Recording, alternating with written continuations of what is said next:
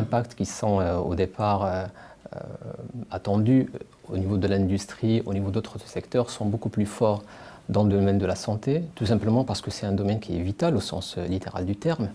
Et le CHRU de Nancy, comme d'autres établissements, a toute légitimité et surtout la nécessité d'intégrer l'IA dans les pratiques de médecine. Donc aujourd'hui, concrètement, au CHRU de Nancy, il y a des domaines dans lesquels l'intelligence artificielle a déjà pris pied, comme dans le domaine de l'imagerie, mais surtout dans le cadre de protocoles de recherche clinique.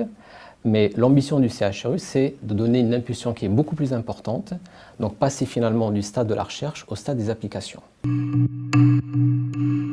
Je pense qu'il y a beaucoup de fantasmes sur ces questions de l'IA qui va remplacer le médecin, ou tous les médecins vont devenir des robots au CHU. Je pense que, bien sûr, ce n'est pas souhaitable. Et la santé, c'est un métier où on a besoin de lien social. Le médecin a de l'empathie et la machine n'a pas d'empathie.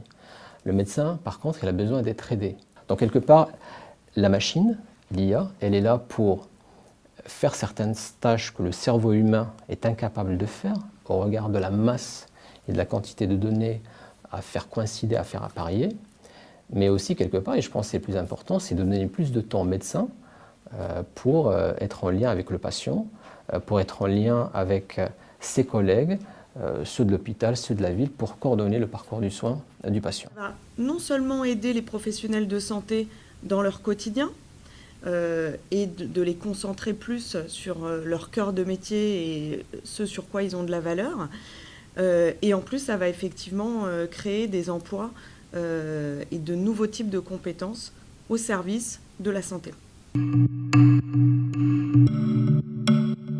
Je pense que le domaine éthique, c'est probablement le domaine où il faudra faire les efforts les plus importants.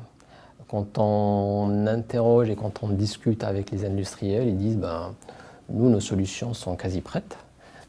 On a beaucoup d'algorithmes qui sont développés, on a des machines, etc. On demande juste aux professionnels de santé de s'en saisir.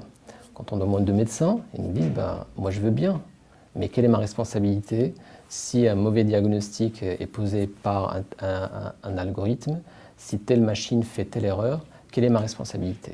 Et donc, on se retrouve quelque part dans une espèce de vide juridique éthique qu'il faudra combler assez rapidement pour que ces retombées de l'IA soient bénéfiques pour les patients.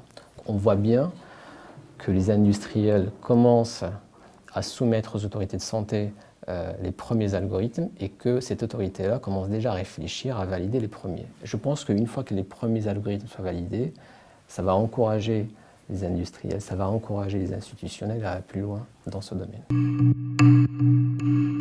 J'avais lu un sondage il y a quelques jours, alors c'est en Suisse, mais je pense qu'on peut un peu le généraliser, qui disait que finalement, dans un futur de 5 ans, l'hôpital sera à 50%, ou en tout cas ces pratiques reposeraient à 50% sur des dispositifs et sur des organisations qui utilisent de l'intelligence artificielle. Dans 5 ans, c'est demain.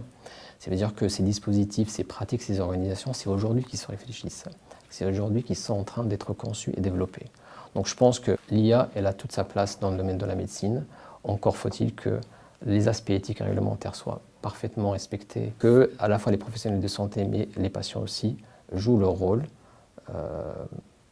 de médecins augmentés, de patients augmentés, pour arriver, encore une fois, à ce que la santé humaine en général, la prise en charge du patient, soit de meilleure qualité qu'il l'est aujourd'hui. Nous, on investit beaucoup dans le domaine de la santé parce qu'on est convaincu que l'intelligence numérique, et en particulier l'intelligence artificielle, vont aider la transformation de la santé, puisque c'est un domaine qui doit de toute façon évoluer pour des questions de vieillissement de population, de raréfication des compétences, et également du coût pour la société. Donc l'idée, c'est vraiment de travailler sur le vivre mieux des citoyens et à un coût acceptable pour la société. Moi, j'ai l'habitude de décrire l'intelligence artificielle sur 2 axes au niveau de la santé. Le premier axe, c'est tout ce qui est innovation thérapeutique ou innovation médicale. Donc, c'est tout ce qui va nous permettre d'aider les professionnels de santé à innover et à créer de nouvelles façons ou de nouvelles décisions à l'aide de l'intelligence numérique. Et le second domaine, c'est c'est tout ce qui est efficience du système de santé ou efficience médico-économique. Donc c'est tout ce qui va permettre de libérer du temps thérapeutique aux professionnels de santé, puisqu'on sait qu'il y a à peu près 30% du temps aujourd'hui des professionnels de santé qui est lié à des tâches administratives, de la recherche d'informations, de la contextualisation. Et là, vraiment, l'intelligence numérique et l'intelligence artificielle vont pouvoir vraiment aider les professionnels de santé sur ces aspects-là.